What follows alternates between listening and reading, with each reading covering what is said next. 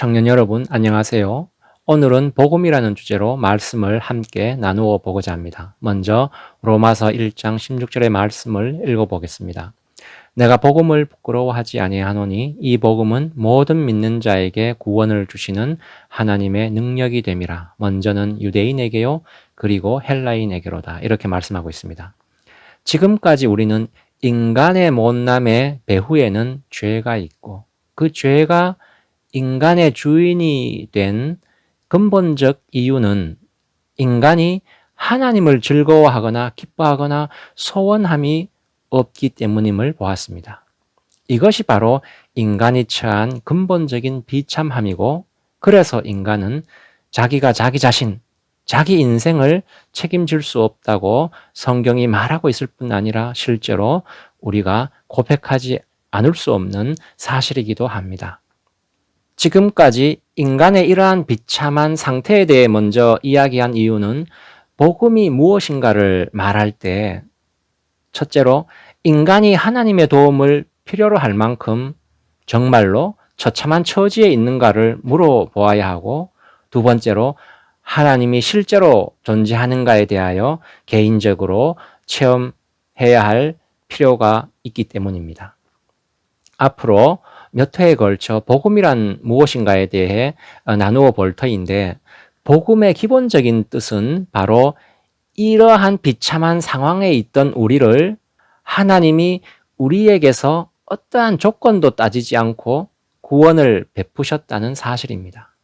복음일 수 있는 이유는 우리의 노력이나 조건과는 전혀 상관없고 오직 그리고 전적으로 하나님 쪽에서 베푸신 것이라는 사실입니다. 그래서 복음을 이해하는 첫걸음은 어떻게 하면 우리가 구원을 얻을 수 있느냐가 아니라 하나님이 어떻게 우리에게 구원을 베푸셨는가를 이해하는 것입니다. 왜냐하면 구원을 얻는데 우리가 한 일이 전혀 없기 때문입니다. 다시 말하자면 인간에게서 아무것도 안 보고 아무것도 따지지 않고 하나님이 거저 인간에게 구원을 베푸셨기에 이것을 복음이라고 하는 것입니다. 그래서 복음을 전적인 하나님의 은혜라고 하는 것이지요. 이러한 복음의 본질을 이렇게 이야기하면 쉽게 이해할 수 있습니다. 보통 우리는 교회에서 설교를 듣는데 설교하다는 말의 원래 뜻이 뭐냐 하면 선포하다입니다. 복음이란 대사면령을 선포하는 것과 같습니다. 왕의 아들을 낳는 기쁜 일이 생겨서 죄인들에게 대사면령을 선포하는 것이지요. 드라마에서 종종 보지 않습니까? 또 요즘도 광복절 등을 맞이하여 대통령이 특별 사면령을 내리지요. 죄인들이 얼마나 큰 죄를 지었나 하는 죄의 경중과는 아무 상관없이, 또 죄인들이 마음의 변화가 생겨 지금 죄를 뉘우치고 있거나 잘못을 시인하고 있는가 하는 것과는 전혀 상관이 없습니다. 오로지 대사면령이 내려졌기에 모든 죄인들이 그냥 죄인의 신분에서 풀려나는 것입니다. 죄인의 신분에서 풀려난 것은 오로지 왕의 마음에만 달려있을 뿐이지 죄인의 상태와 조건과는 전혀 관계가 없습니다. 그렇지요?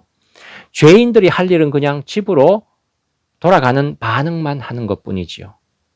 이런 대사면령이 선포되었는데도 이것을 알지 못하거나 또는 나는 내 죄값을 다 치르고 나가겠습니다 하고 고집을 피우며 감옥에 계속 있는 것이 바로 믿지 않는 자이고, 믿는 자는 이것을 알고 집으로 돌아온 자들인 것입니다. 말하자면 이 대사면령이 복음이고 이 복음이 바로 성경에 따르면 예수 그리스도인 것입니다. 그래서 복음은 우리가 우리의 구원을 이룬 것이 아니라 구원을 얻은 것이고, 우리가 하나님을 부른 것이 아니라 하나님이 우리를 부르신 것이고 우리를 구원으로 초대하신 것입니다. 우리가 할 일이라고는 예수 그리스도라는 복음에 반응하는 것뿐인 것입니다. 앞으로 차차 알아가겠지만 예수 그리스도를 자기의 주인으로 받아들이는 반응을 하게 되면 나는 더 이상 나가 아닙니다. 내 안에 그리스도가 계시며 그리스도가 내 안에 있는 사람인 것이지요. 그래서 신자는 더 이상 혼자가 아닌 것입니다. 그래서 우리 각자가 어떠한 형편에 있든지 우리 모두는 더 이상 못난 존재, 죄와 연합된 존재가 아니라 주님과 연합된 존귀한 존재가 되는 것입니다. 나를 건드리는 자는 주님을 건드리는 것이고, 내가 지옥 가면 주님도 지옥 가게 생긴 것입니다. 그런데 주님은 하늘 보좌에 계시기에 우리도 장차 거기 있게 되는 것이지요. 이게 바로 우리의 신분이자 영원한 운명입니다. 이것이 바로 복음의 내용입니다. 여러분, 바로 이러한 우리의 신분과 운명이 우리가 인생의 고비고비마다 겪는 모든 잘못, 실패, 죄악조차 선으로 바꿉니다. 실제로 우리의 일상 경험에서도 알 수 있듯이 끝이 좋으면 어떻습니까? 이전에 저지른 실수, 실패, 잘못, 죄조차도 자랑거리가 됩니다. 왜냐? 내가 이런 실수, 이런 잘못에도 불구하고 그것이 오히려 약이 되어 오늘의 나를 있게 했어 하고 고백하게 되지 않습니까? 결과가 과정을 변화시키는 것입니다. 성공보다는 실패를 통해 더 많이 배우듯이 끝이 좋으면 그 사이에 있었던 모든 실수, 잘못, 자책, 죄가 자기의 실력을 자라게 하는 약이 되고 심지어 다른 사람을 격려하는 덕담이 되는 것 아니겠습니까? 우리가 잘 아는 요셉 이야기에서 야곱이 하나님이 악을 선으로 바꾸었다고 고백하는데 끝이 좋으니까 심지어 이전에 저질렀던 악까지도 협력하여 선을 이루는 데 기여하는 것입니다. 악이 선으로 바뀌는 것이죠. 그러나 끝이 좋지 않으면 어떻습니까? 앞에 있었던 모든 성공, 자랑거리가 오히려 저주가 됩니다.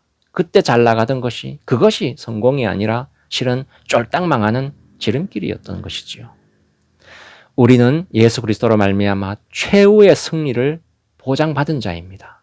그래서 세상 끝에 주님 오실 때 우리가 지금 겪고 있는 모든 자책, 후회, 잘못, 심지어 죄조차도 우리를 기르시고 성장시키시는 하나님의 지혜임을 알게 되는 것입니다. 이것이 예수 그리스도를 믿는 우리의 운명인 것이지요.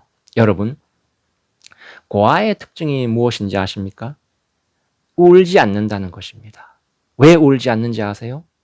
자기의 울음을 들어줄 사람이 없음을 알기 때문입니다.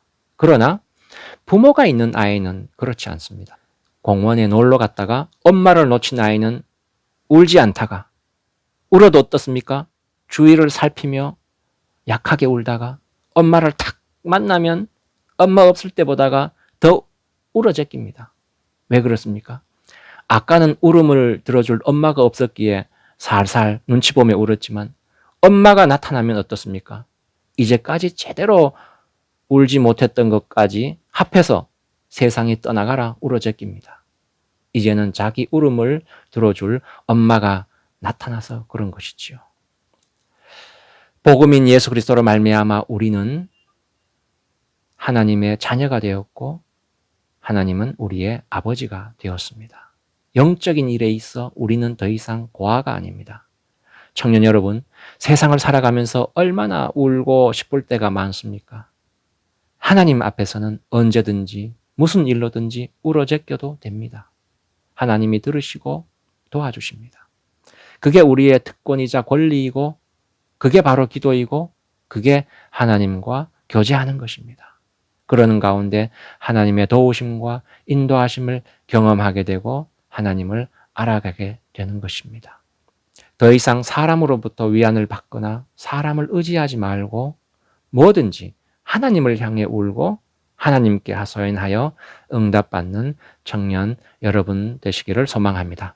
하나님은 우리를 죄에서만 구원하신 것이 아니라 우리 삶의 현장에 개입하시고 우리 삶을 인도하십니다. 하나님은 모든 일에 우리를 편들어 주시고 책임져 주시는 분입니다. 왜냐하면 우리를 자신의 자녀로 삼기 위해 자신의 아들 예수 그리스도도 아끼지 않고 대속물로 삼았기 때문입니다. 매일 삶 속에서 바로 이러한 하나님의 간섭하심을 갈망하고 경험하여 새 힘을 얻고 그래서 날마다 성장하는 우리 청년 모두가 되기를 기도합니다. 기도하시겠습니다. 하나님, 우리의 죄에도 불구하고 그 어떠한 것도 따지지 않고 우리를 구원해 주시니 감사합니다. 우리 주 예수 그리스도로 십자가를 지게 하사 우리를 하나님 자녀를 삼아 주시니 감사합니다. 아버지 되신 하나님께 내 삶의 모든 영역을 내어 맡기게 하시고 주님과 동행함으로 날마다 성장하는 나의 삶이 되도록 인도하여 주시옵소서. 예수님의 이름으로 기도드리옵나이다.